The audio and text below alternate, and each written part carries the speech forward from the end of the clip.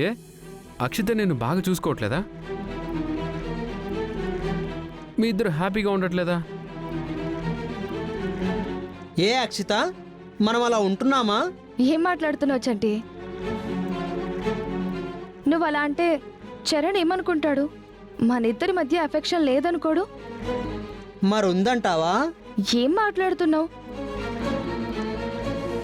చరణ్? ఆయన కావాలని నన్ను ఏడిపించడానికి అలా అంటున్నారు.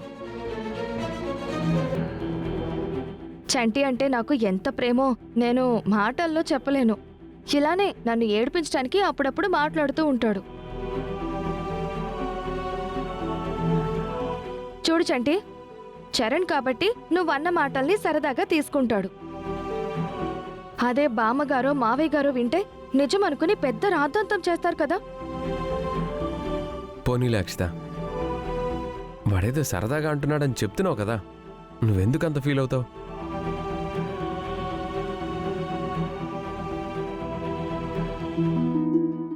ఏమండి అత్తయ్య గారు?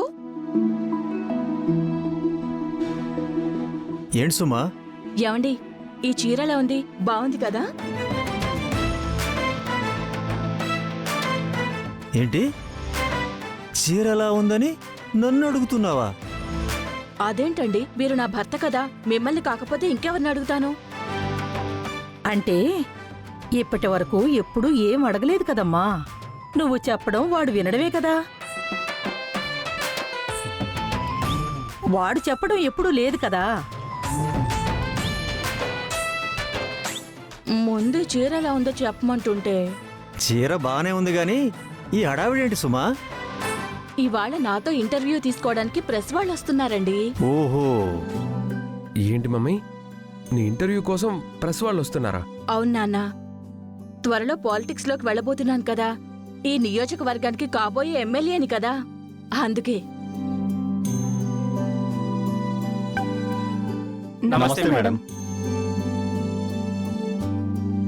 అయ్యయ్యో వచ్చేసారా? నమస్తే నమస్తే, రండి.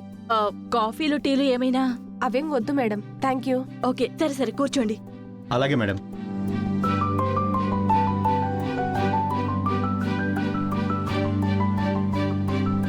మేడం, ఇంటర్వ్యూ త్వరగా స్టార్ట్ చేద్దాం. మాకు వేరే ప్రోగ్రామ్స్ కూడా చాలా ఉన్నాయి. అయ్యో తప్పకుండా. ఏమండి రండి, ఇలా కూర్చోండి. అలా చూస్తారేంటండి? మీకు తెలీదా నేను హస్బెండ్ ఎంత గౌరవిస్తానో? రండి కూర్చోండి, కూర్చోండి.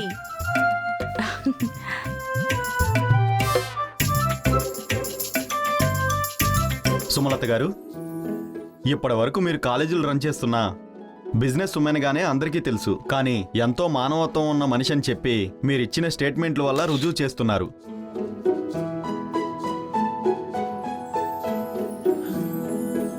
అవునండి, ఇంత ఆస్తిపరులయ్యుండి మీరు కోరుకుంటే మీ అబ్బాయికి ఇంతకంటే గొప్ప సంబంధం తీసుకురావచ్చు. అయినా ఒక పేదింటి అమ్మాయిని, ఎవరూ లేని అమ్మాయిని మీ అబ్బాయి ప్రేమించాడు అని చెప్పి పెళ్లి చేస్తా అని అనౌన్స్ చేశారు. పెళ్లి కూడా చేయబోతున్నారు. చాలా గొప్ప విషయం అండి. అవునండి, పరువు హత్యలు జరిగే కాలంలో పట్టింపులకు పోకుండా మీ అబ్బాయి ప్రేమకు విలువిచ్చారు. ఆ విషయంలో నిజంగా మీరు గ్రేట్ అండి. మీలాంటి వాళ్ళు రాజకీయాల్లోకి రావాలండి. ఇలాంటి మంచి మనసున్నోళ్ళు రాజకీయాల్లోకి వస్తే ప్రజలకి ఏ ఇబ్బంది ఉండదు. అయ్యయ్యో మీరలా పొగడకండి, నాకు పొగడతలంటే ఇష్టం ఉండదు. ఆస్తులదేముంది, ఇవాళ్ళుంటాయి రేపు పోతాయి. కానీ మనుషుల మధ్య కావాల్సింది ప్రేమలు, ఆప్యాయతలే కదండి.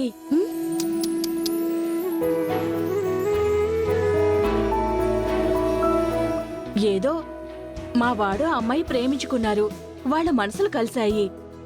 పెద్దవాళ్లుగా మనం వాళ్ళ మనసు అర్థం చేసుకుని వాళ్ళని కలపడమే కదా మంచిది.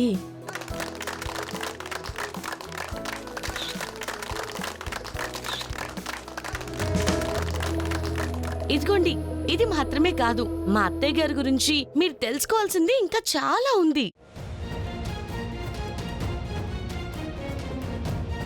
ఇదేంటి ఇలా మాట్లాడుతుంది? పాజిటివ్గా చెప్తుందా నెగిటివ్గా చెప్తుందా?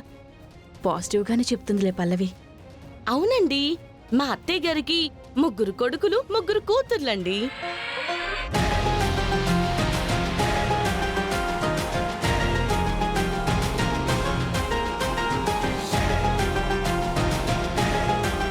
అదేంటి ఆవిడకి అమ్మాయిలు లేరు కదా, ముగ్గురు కొడుకులే కదా. అది అని మీరనుకుంటున్నారు.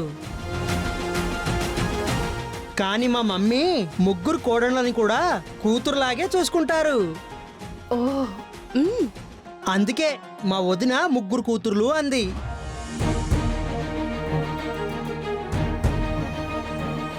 ఓ అవునా. అవునవును. ఏంటి పల్లవి, నేను నిన్నెంత ప్రేమగా చూసుకుంటానో నీకు తెలిస్తే చాలు కదా, ప్రపంచానికి తెలియాలా ఏంటి? అయ్యో అత్తయ్య గారు, మీ మంచితనం ప్రపంచానికి తెలియకపోతే ఎలాగండి? మావయ్య గారు, మీరేం మాట్లాడరేంటి? ఆ, అవునమ్మా, ఏం మాట్లాడమంటావు? ఎప్పుడు వినని మాటలు వినబడుతుంటే.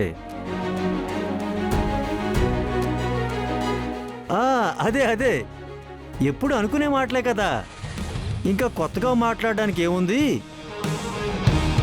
మ్, మీ అత్తయ్య మీ మీద చూపించే ప్రేమ, ఆప్యాయత నాకు తెలీదా? అవునండి, ముగ్గురు కోడళ్ళ విషయం తెలియదు కానీ ఇదిగో పెద్ద కోడలైన పల్లవి విషయంలో మాత్రం సుమలత ఎంత ప్రేమ కురిపిస్తుందో. ఎప్పుడు మా పల్లవిని ఇంట్లోంచి గెంటేద్దామా అని చూస్తుంది.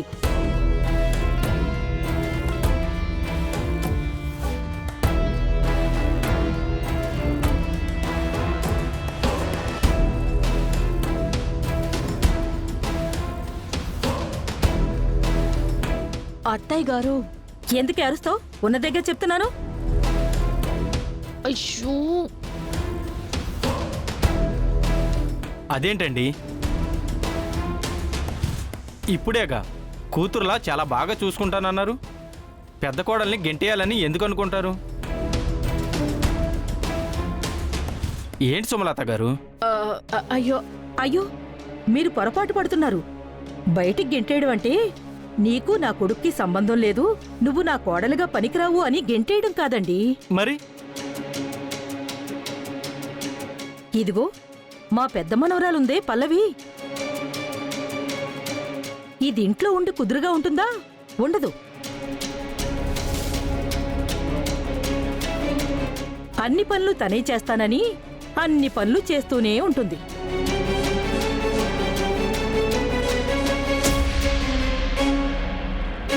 అందుకే మా సుమలతకి నచ్చదు.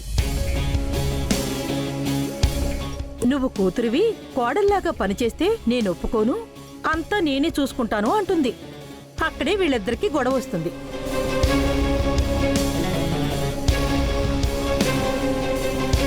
ఆ కోపంలో ఇదిగో నువ్విలా ఇంట్లో ఉంటే అన్ని పనులు నువ్వే చేస్తావని నిన్నింట్లోంచి బయటికి గెంటేస్తాను అంటుంది.